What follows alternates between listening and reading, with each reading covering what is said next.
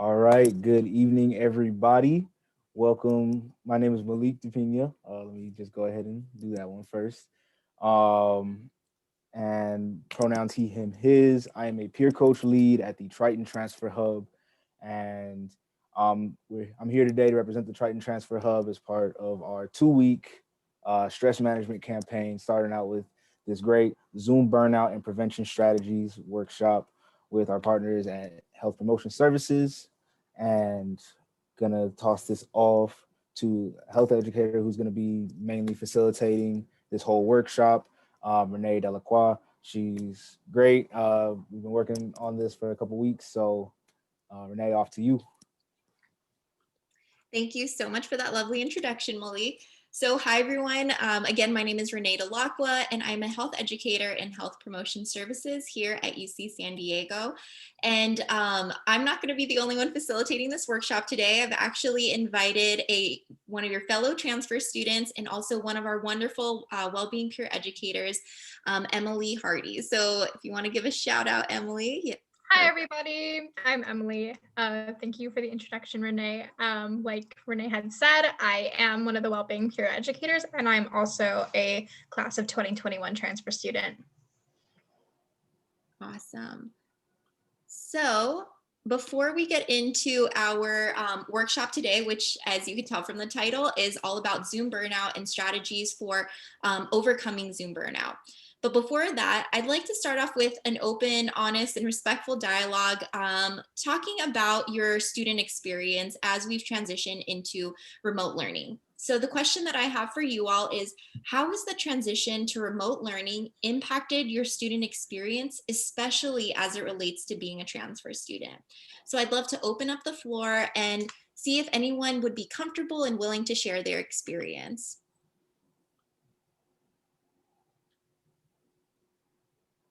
I'll go. Can you guys hear me?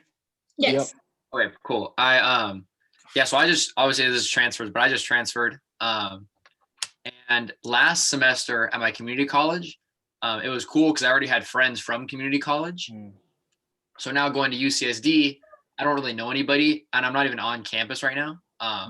So between online learning itself isn't that bad, but it's trying to study and do everything all on your own while it's all online is what really makes it difficult, I think.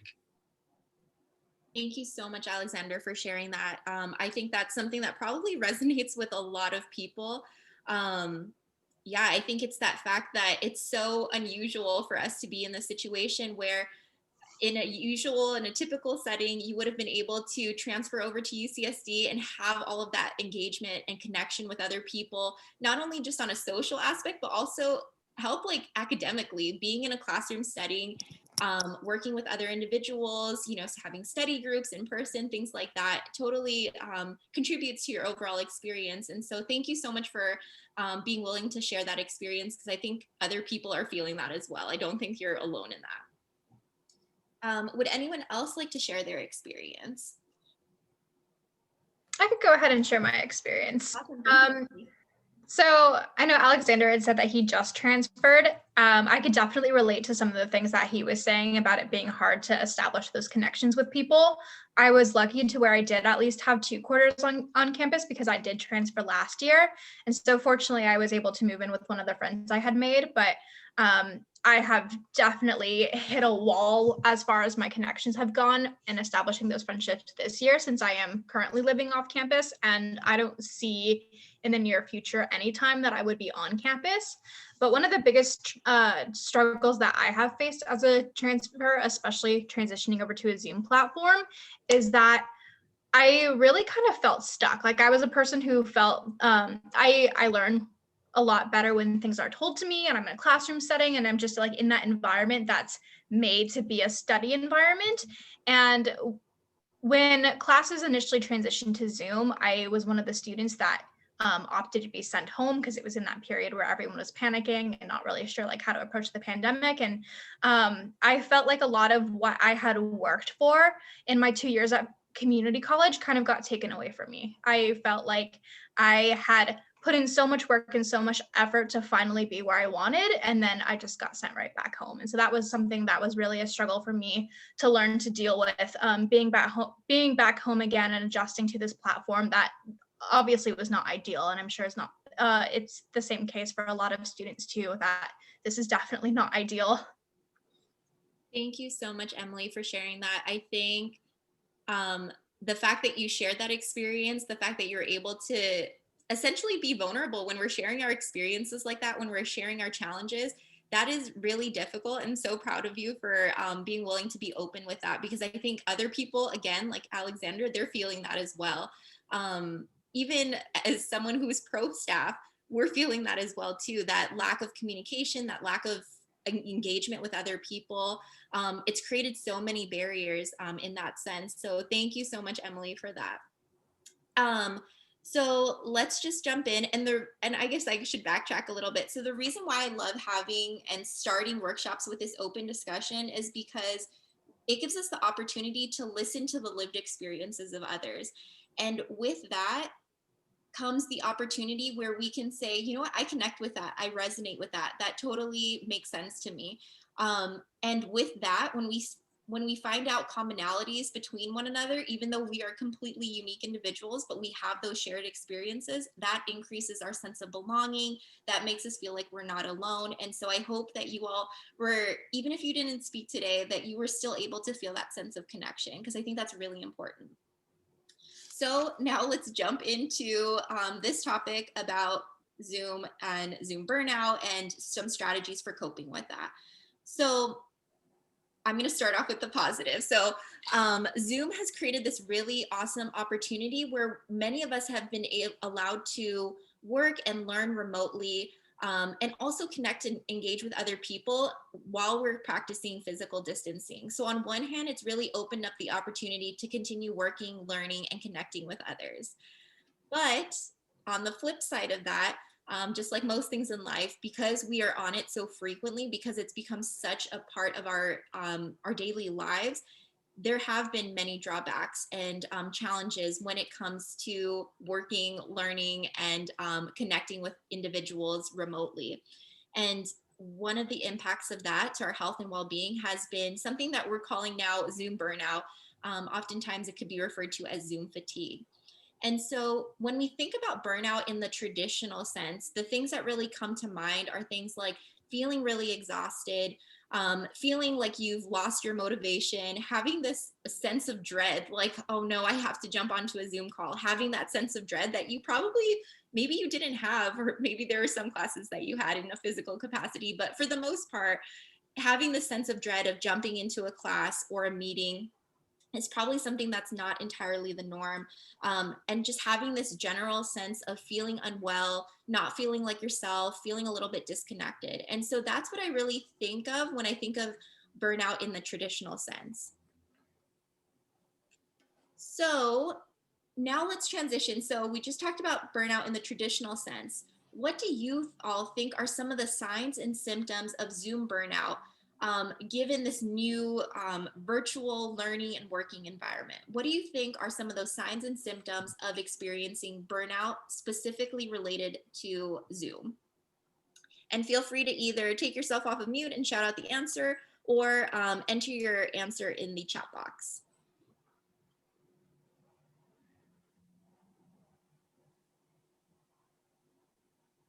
Yep, trouble concentrating during meetings, absolutely. I'm not sure if there's anyone who wears contact lenses or glasses, but one of the things I've noticed specifically just about wearing or like having these lenses, because I wear contact lenses, but being on Zoom in general, I actually get eye fatigue and dry eye because I'm staring at the screen so much. And that's just something that then leads to headaches, and it's like a whole spiral of other concerns. Yes, absolutely. That eye fatigue is real, and it's really unfortunate to experience that. Yeah, it gives me migraines. Said lack of motivation to attend meetings, to sign up for meetings, 100%. Wanting to avoid being on the computer, yes, absolutely. Feeling so fatigued after a meeting is over. 100%. I think that's something that probably all of us can relate to. Irritability, yeah. So our impact in mood, like how we feel, we just don't feel like ourselves. Maybe we're a little bit more irritable. Maybe we're feeling either really angry or maybe even a little bit depressed or anxious, overwhelmed. Absolutely. Any other signs or symptoms that you think might be associated to just being on Zoom day in, day out?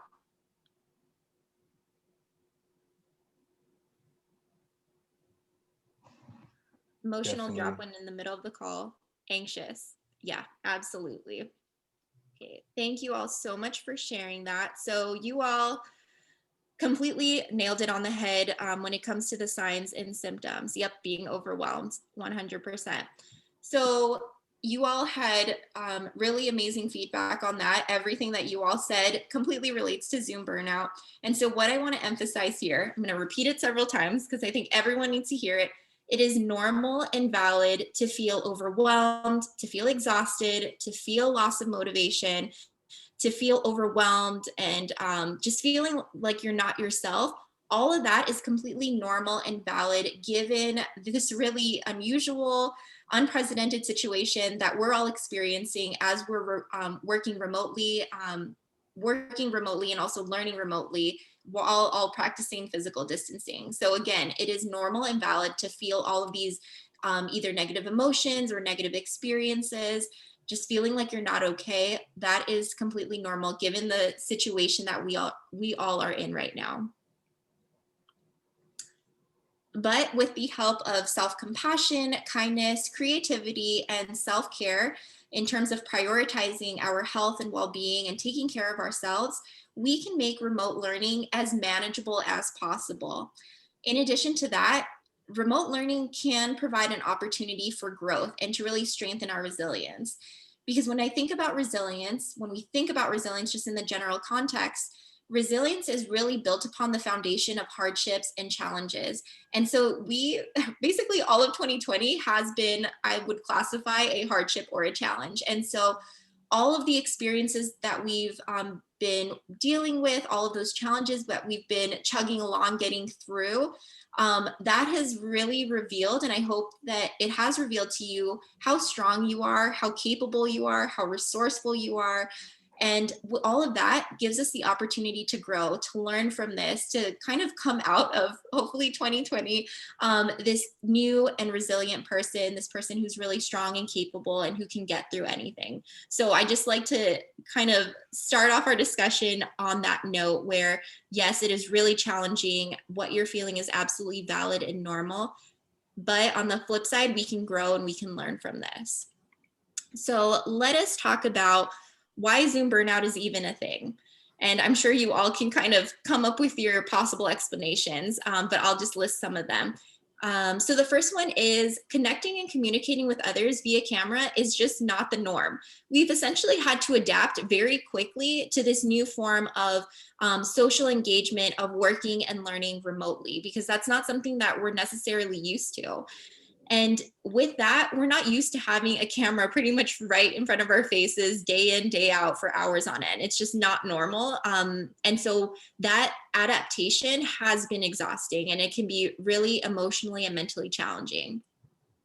The other thing, Emily touched upon this earlier, is Zoom requires us to maintain that constant gaze. Again, our cameras are right here and we are looking at one another, just our faces, we're looking at one another on the camera. And so they're on our screens.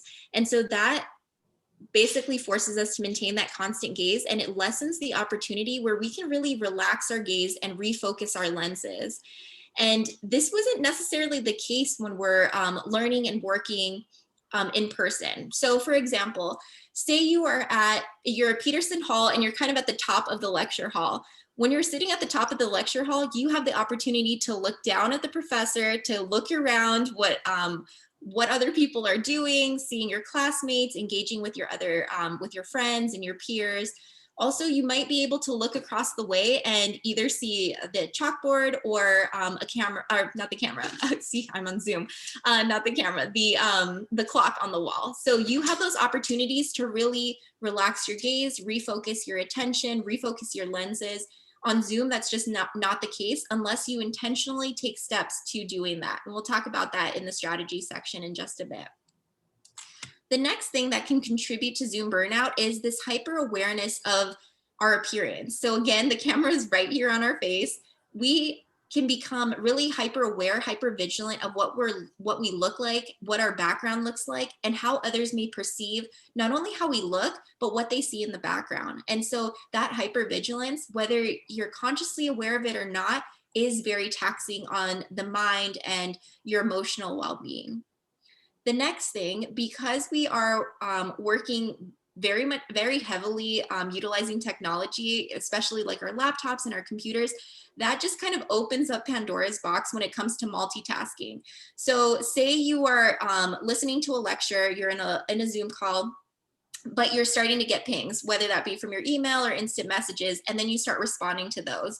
Or maybe on half of your screen, you're listening and trying to learn on a Zoom call, but then on the other side of your screen, you're trying to work on other assignments, you're trying to do other things. And so because of that, Zoom has kind of created this crazy opportunity for us to multitask. And that, again, can be really taxing on our minds and our brains, also our eyes. So that is another contributor, potential contributor to Zoom burnout. And then the last thing I'm going to mention with that is the back-to-back Zoom sessions. I don't know how many of you experience this, but oftentimes I am jumping from Zoom call to Zoom call without even taking the time to like take a deep breath to kind of relax, refocus, reconnect with myself. And so those back-to-back Zoom calls, again, having to maintain that constant gaze for hours on end is really exhausting for our brains, for our minds, for our hearts, for everything. So these are all of the pretty much top contributors to what we think of when we think of Zoom burnout. And so I'm hoping that maybe some of this resonates with you all. Maybe you've said like, yeah, I think that's definitely contributing. So hopefully these are really feasible explanations for Zoom burnout for you all. So I just listed a bunch of potential contributors to Zoom burnout. Now I would like to hear from you all. What other types of challenges have you experienced with Zoom that may be contributing to Zoom burnout? And again, feel free to either unmute or enter your responses in the chat box.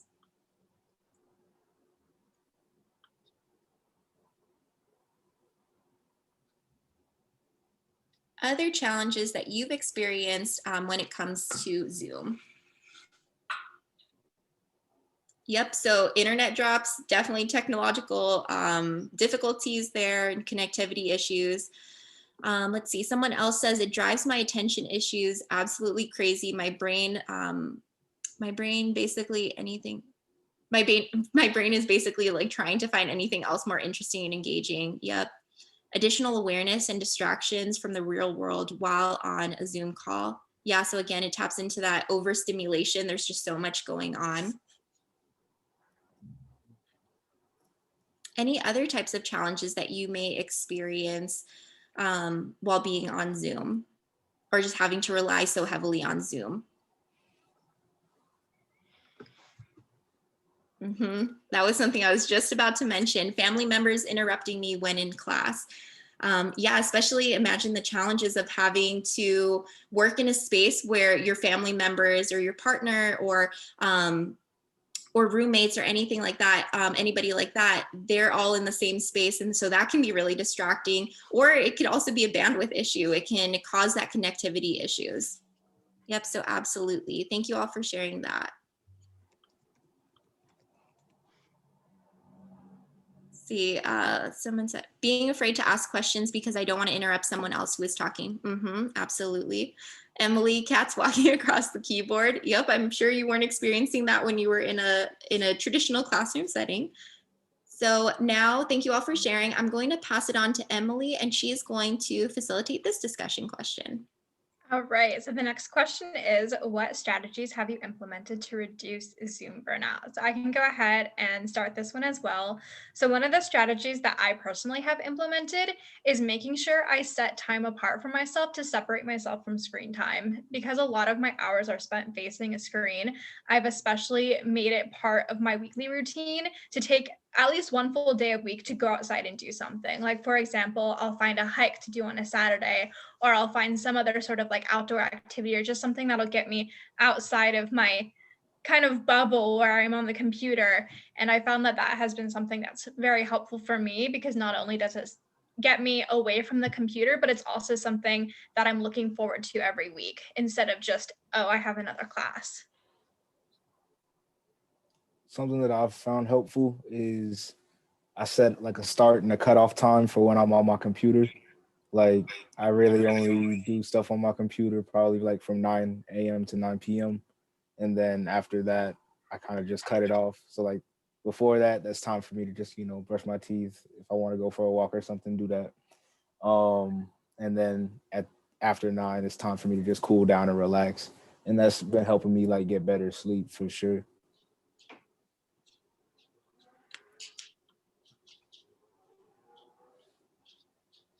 Awesome. Anyone else who would like to share some strategies that they've implemented to try to reduce Zoom burnout? And just feel free to drop your strategies in the chat box. Do you mind if I speak? Yeah, of course. All right. So 3 came to mind, and one is meditation when I feel really overwhelmed. It helps me to kind of calm down, consolidate all my thoughts, have a kind of clear mind. And after that, I'll have a clear focus in mind. And classical music while studying, I think it really helps. It filters out the rest of the kind of miscellaneous sounds coming from outside, and exercise in between meetings, I think really helps me. Yeah, thank you so much for sharing. So the 3 of you have definitely touched upon many of these strategies that I'll be talking about right now. So thank you all for sharing that. Oh, let's see, we have someone in the chat. Let's see, taking breaks between calls to get moving and outside between classes as much as possible. Absolutely. Yep. And we're going to talk about that in just a second. Thank you, Norman, for sharing. Okay, so the first strategy I'll be talking about is, before even jumping onto a Zoom call, taking a few moments before pressing that start button to really settle and ground yourself, ground your attention by doing things like taking a few slow and steady breaths in through your nose, out through your mouth, maybe lightly closing your eyes, feeling your body on your chair before you're even, jump into the call, really doing things to ground yourself into the present moment. Another thing you can do is set a positive intention. If you're feeling a little bit anxious or a little bit overwhelmed or uneasy about joining a call, just again, take some slow and steady breaths in through your nose, out through your mouth, and then set that positive intention. Like, you know what? Okay, I'm going to listen as intently as possible, and I'm going to get through this class, and I'm going to learn as much as possible from this class. So doing those types of things to kind of calm your body down, calm your mind down a little bit, and start and join the Zoom call with kind of like that fresh and clear mind. So first thing, just take a few moments before jumping into a call. The next thing, so on Zoom, you have the opportunity to either choose gallery view or speaker view. Choose speaker view. This allows you to focus your attention on just one person at a time, the speaker. Whoever is speaking, you will have your attention on that one person. Because when we have that gallery view, that opens up the opportunity to kind of get distracted, to be a little bit overstimulated, because there's so many faces that we may be tracking, we may be looking at their backgrounds. And so that can be really taxing on the mind and the eyes when we see so many individuals or different types of stimuli on your computer. And so choosing the speaker view really just allows you to focus a little bit more lightly on just one person at a time. The next thing is resist multitasking. I know this can be immensely challenging. It's something that's really challenging for me. But when we resist multitasking and we really focus our attention on just one thing at a time, that allows our mind to, again, rest more lightly on just one thing. It's allowing us the opportunity to be like, okay, I'm going to dedicate my my attention and my energy into this one thing that I'm doing right now. The rest can wait just a bit. I'm going to focus my attention on this one thing. And this is not to say that you need to like hyper focus and, not get minimally distracted throughout a call, because I think it's just human nature to get a little bit distracted. So it doesn't mean we want to maintain hyper focus. We just want to resist the urge to multitask and really give too much attention to other things that are going on, whether that's responding to emails, having conversations with a friend on the side, like via instant message, or working on other assignments when we're really trying to learn in the class that we're in. So tip number 3 is all about resisting multitasking when possible. The next thing is ease your gaze. Periodically relax your gaze. Focus on things that are really away from the screen for at least 20 seconds. So for example, say there's a window right behind me. I would look outside, maybe I'll look at the tree or the leaves flowing through the air from the wind, and I would look at that for about 20 seconds. And that 20 seconds does wonders when it comes to relaxing our gaze and refocusing our lenses. Other things, you can focus maybe on a knickknack or book on the shelf that's like right next to you, or at least a bit of at a distance. And then the other thing is take notes on a physical notebook. So this kind of breaks up that monotony that our eyes are seeing when we're just focusing on a screen. If we can look down and write on a notebook, that kind of engages our mind. And also it's another way that we can stay focused on the class at hand. So while we're listening to the class, maybe we're jotting down some notes. Since we're looking down, we're looking away from the screen. And so all of these are different suggestions for just kind of breaking up again that monotony of just staring at the screen, and it just allows our eyes to relax and refocus. The next thing is opt for other forms of communication when you're outside of a Zoom-based class or meeting. So if you want to connect with a friend, maybe opting for other forms of communication like phone calls, emails, text messages, things that kind of take you away from that camera setting. And with this, it's really going to be keeping tabs on how you're feeling. So say it is 4 p.m., you've just had days, hours of Zoom calls throughout the entire day, and you're completely zoomed out. You are burnt out from Zoom. You really don't want to engage with Zoom anymore for the rest of the day. But say at 4 p.m., you already had like a Zoom date with a friend. You had a Zoom date with a friend. Asking that friend like, hey, is it okay if we just talk on the phone instead?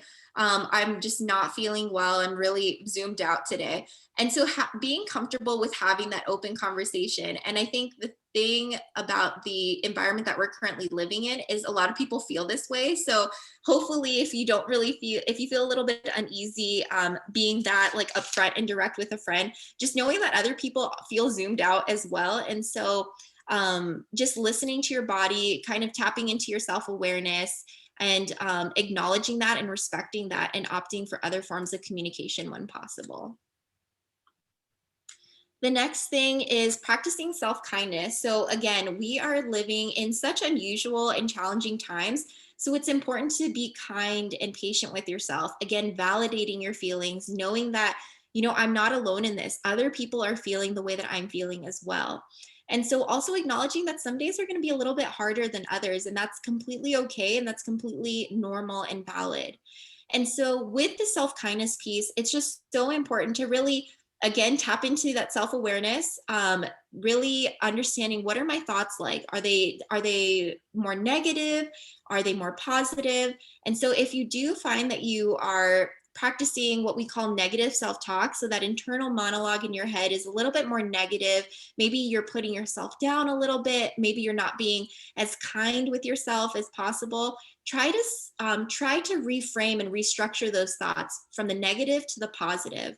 And the rule that I kind of have for myself, and the thing that I always tell other students, is that speak to yourself with the same level of kindness, love, and compassion as you would to a loved one.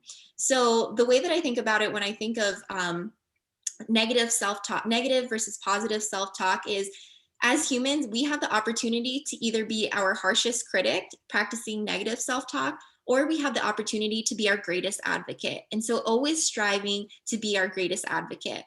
And self-talk, because it's something that is really ingrained with us, especially if you have more of that negative self-talk, just being really kind and patient with yourself in in the amount of time and intentionality it takes to really start reshaping the way that we speak to ourselves.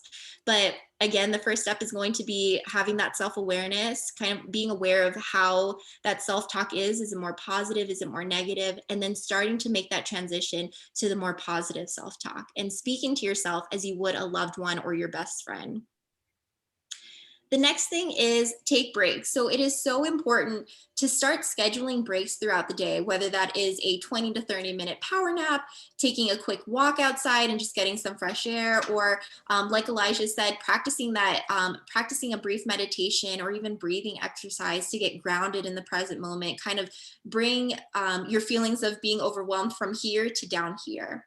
Another thing, you could just take a 10-minute break for every 45 or 60 minutes of studying, really figuring out what types of breaks work best for you and making sure that you're scheduling those into your day. As if you were scheduling like a class that you're about to attend, really be concrete and actually write that down into your schedule. Because it is so easy, even working in like a remote capacity, it's so easy to be on the go, like go, working and learning nonstop. And so putting it into your calendar, like, hey, at this time, I'm going to take breaks, or for every 45 minutes, I'm going to take a 10 or 20-minute break. So just being really intentional and mindful of that, because that can really help when it comes to our productivity and also just our emotional health and well-being. The next thing is holistic self-care. So be sure that you are making time for yourself. Life is, I know it seems a bit unusual, like being a student, and it just feels like, school is my entire life. So it's so important that we take that time and take that effort to really dedicate some time and prioritizing our health and our well-being in a really holistic sense. And so when we're talking about holistic self-care, it's all about taking care of every piece of who we are. So it's not just our physical health, although that is extremely important. It's also about our physical, our emotional, our spiritual, and our social selves. So I'm going to dive a little bit deeper into these sections just to give you a little bit of a better understanding of things that you can do to practice holistic self-care. So the first thing is physical self-care. This has to do with things like getting enough sleep. So prioritizing sleep. And I know this can be really challenging, especially during like midterms and final seasons, or when you have a really big paper that's due. Sleep for some reason tends to get put on the back burner, but sleep is really important when it comes to recharging our minds, our bodies, and our hearts. So really making an effort to get that 7 to 9 hours of high quality sleep each night. Obviously, there's going to be anomalies in your schedule, but really trying to make it a habit to get those 7 to 9 hours of sleep each night. The next thing is move your body in ways that feel good and fun for you. The goal is always to get at least 150 minutes of physical activity each week. So you could divide that up, and even if it's just either 20 or 30-minute bursts throughout the week, that is enough to just take care of our physical selves. And physical activity is a really great way for stress management too. Also, it could provide an opportunity to get outside, get some fresh air, and just disconnect a little bit from the computer and from Zoom calls. The next is eating regular, well-balanced, healthy, full meals, really nourishing the body with foods that it needs and wants. And that, again, is fuel for the body to keep us going, to keep our momentum going during this especially difficult time.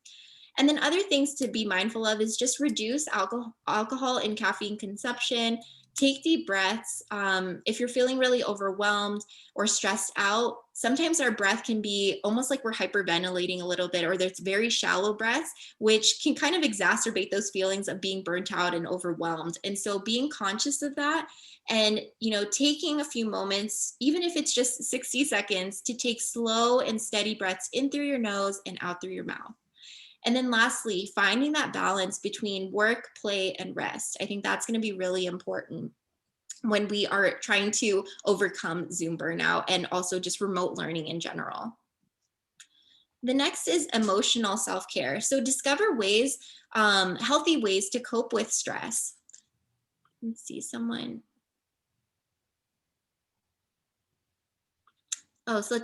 said, Lack of so much sleep and working too long. Can one frequently get headaches? Absolutely. So I think that all of that. So whenever I'm thinking about holistic self-care, the reason why it's so important is that our minds, our bodies, our hearts, they're all interconnected. And so when we are not sleeping enough and we're also on the go 24/7, that can definitely contribute to physically not feeling well, which one of those symptoms could be headaches. So absolutely. Yeah, headaches are really or can be a really big deal, especially in the context of Zoom burnout. So back to emotional self-care, discovering healthy ways to cope with stress. So the good thing is that there are so many ways that we can cope with stress in a really healthy way. But because there are so many ways of coping with stress, it's going to be really important that we find strategies that work for us. Because Elijah had mentioned he practices meditation and that works really well for him. But we're all really unique individuals, so that might not work for other people. And so just trying to figure out, okay, what works best for me, what really grounds me, what kind of brings my stress levels down, what reduces my stress levels, and really playing around with those different healthy coping strategies. The other things, get help early on if you're feeling overwhelmed. If you're at a point right now where you're like, okay, I am looking at my schedule and I can tell that it's going to get really crazy and hectic in the next few weeks, and I know myself, I know I'm going to get stressed and overwhelmed, start tapping into your social support systems now, anticipating that, things might get a little bit overwhelming and might get really stressful in the future. So being okay and knowing that it's completely normal and valid and healthy to seek out social support. The next thing, use relaxation skills that work best for you. So again, there's so many different ways that we can relax. So finding those strategies that work for you. It could be something like meditation. It could be something like, like Malik said, disconnecting at 9 p.m. and doing something that is for me, like reading a book or maybe just lying down, listening to a podcast. Those things are all related to relaxation. So finding things that really work well for you. The next thing, listen to music that soothes you. I think music is really beautiful and that it really taps into the soul. And so finding music that comforts you, that makes you feel connected, just makes you feel a little less overwhelmed. And then lastly, recognize that humor can be a really useful tool when we are dealing with a lot. So, taking intentional steps to laugh and to smile, it's kind of amazing how much laughter and humor and smiling can impact our emotional self-care. So whether that be watching funny videos on YouTube, or watching a stand-up, or even connecting with that one friend who just makes you laugh no matter what they say, all of that is great for our emotional self-care. The next thing is social self-care. So when we are really overwhelmed, when we're feeling burnt out, an unhealthy way of coping tends to be social withdrawal and isolation. And so we start disconnecting from other people, we start distancing ourselves from other people. And so being really aware of that, seeing like, okay, have I been, disconnecting from other people? Have I been withdrawing from people that I tend to be really connected with? Being aware of that and, just making the effort to really seek out support when you need it. So getting nurturance and care from loved ones, using friends and family and your, community and whatever that means to you, seeking out support from them. And then, but also when it comes to social self-care is being supportive of other people, making sure that you're not only asking for help, but you're there for others when they need help as well. Other things, seek out seek out others for social activities. And so this is because we're in a pandemic right now and we are requiring a lot of physical distancing, being really creative of how can I engage with other people in a creative way. And then lastly, establishing those healthy boundaries. If you are noticing that there are individuals in your life who are a little bit too demanding of your time and energy, either one, having that conversation with them, or two, really assessing that relationship, whether that be a friendship, a romantic relationship, or even relationships with your family. Really establishing those healthy boundaries and seeing, is this a good relationship for my health and well-being? And just assessing that and learning how to be a self-advocate, essentially, and establishing those healthy boundaries. And then lastly, our spiritual self-care. So sometimes spirituality could, individuals might misconstrue it as it being entirely related to a religious entity or a religious organization. And while that does relate to that, it's not all about that when we're talking about spiritual self-care. So when we're talking about spiritual self-care, it's taking care of your soul, really doing things that uplift you, that inspire you. So things like reading inspirational works. I know for myself, I am a huge fan of Maya Angelou, and when I read her work, it like taps to my heart. Like I just feel it. And so finding inspirational works that really resonate with you, that really connect with you. Other things, cultivate and express gratitude. So cultivating that attitude of gratitude and being really open and honest with individuals when you are grateful for them, or even when you're experiencing hardships, acknowledging that there are things in your life that you can be grateful for despite the challenges and hardships that you may currently be facing, or even expressing gratitude for that challenging experience itself. Because like what we mentioned earlier, we're all experiencing this really challenging time right now, but it's also an opportunity for us to grow, to learn more about ourselves, to learn more about our strengths. And so expressing and cultivating that attitude of gratitude. The next thing, meditation and prayer, connecting with nature, finding creative ways to express yourself, whether that's drawing, painting, writing, and just engaging in other activities that really spark your interest, that spark joy, that make you feel really happy and alive. And then the last two things, join communities with shared values and missions, and then volunteer for causes that are meaningful for you, whether that be in a physical space. I know a lot of those opportunities are kind of limited, but now there's also a lot of opportunities to volunteer online through social media. And so finding causes that are really meaningful and impactful to you, and really devoting some time and energy into that. So those were all the self-care strategies and all of the strategies that I think are most feasible when we are talking about preventing Zoom burnout. Does anyone have any questions?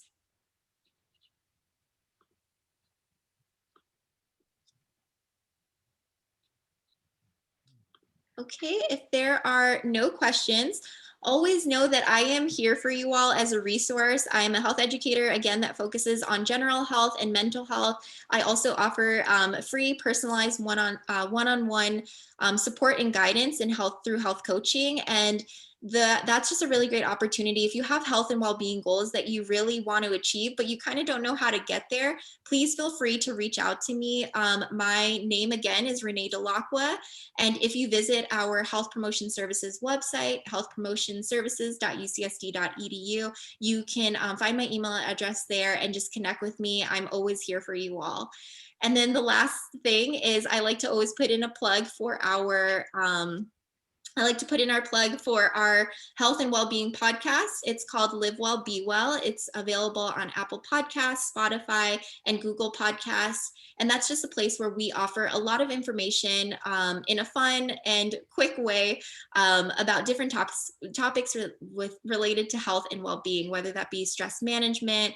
I actually just had an episode on Zoom burnout, but we also touch upon things related to sexual health, as well as alcohol, tobacco, and other drugs, and pretty much everything in between when it comes to health and well-being. Yes, we got so a it's question in called the chat. Live Well, Be Well. Yes, what is the question?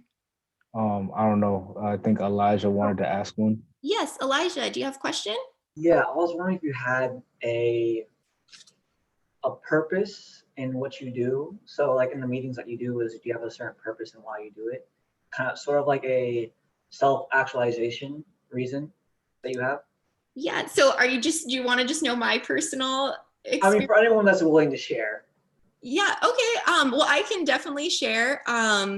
So I think with me, I know it just sounds like so general, but I think my goal in life was always, I want to do anything I can to help others. And so the cool thing with my profession right now as a health educator is that I have the opportunity to work with you all to, meet you where you're at. So with Zoom burnout, that was actually something that students kept on saying, I'm so burnt out with Zoom. And I was like, you know what, I'm burnt out with Zoom too. So let's figure out what are some strategies of overcoming it, like as a group together. And so I think the thing that is my purpose that really drives me is I just want to know at the end of each day that I've done something to help others. I think that's always kind of my driving point.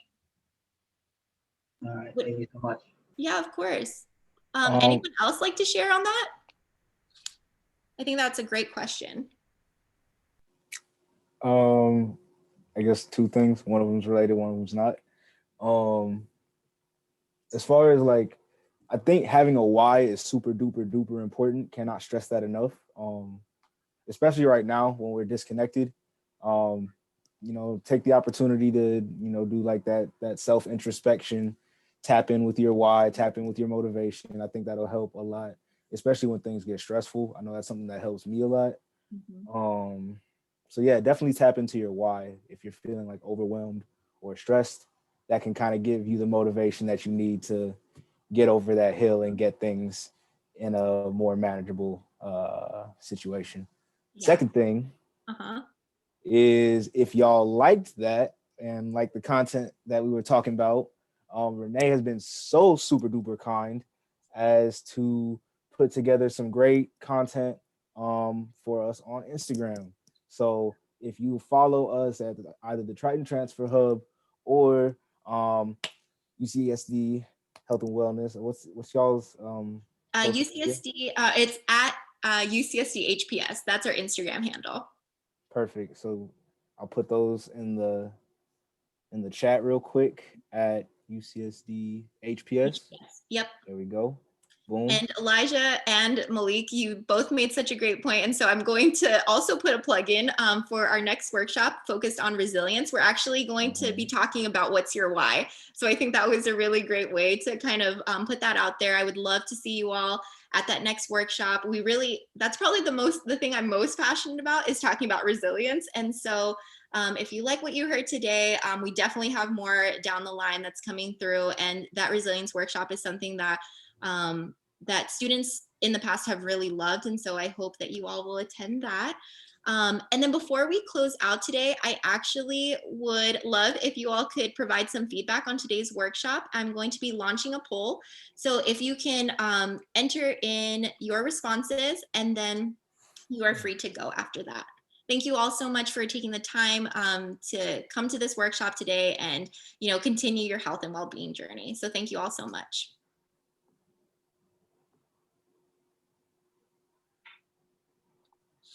Hey, thank you.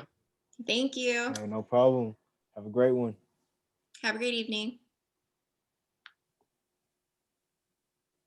Is it all right if I get you guys' emails in case? Oh yeah, of course. Oh yeah. I'll enter mine into the chat. All right, thanks.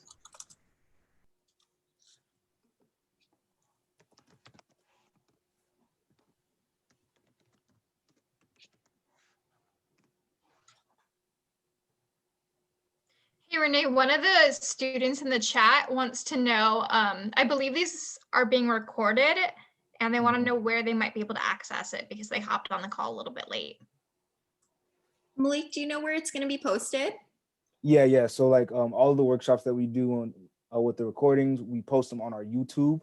Let me actually pull up the link for our YouTube right now so I can just give that.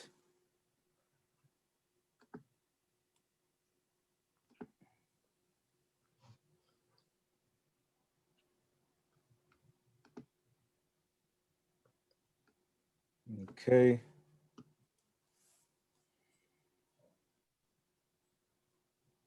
And then let me just put that in here. Bam. Perfect. Thank you, Malik. Yep. So like this one will probably be up there like sometime later this week. Just give it like a couple days and then we should have the recording of the workshop fully posted to our YouTube channel. I wish you all the best too, Elijah. Have a great evening. You too, Oscar.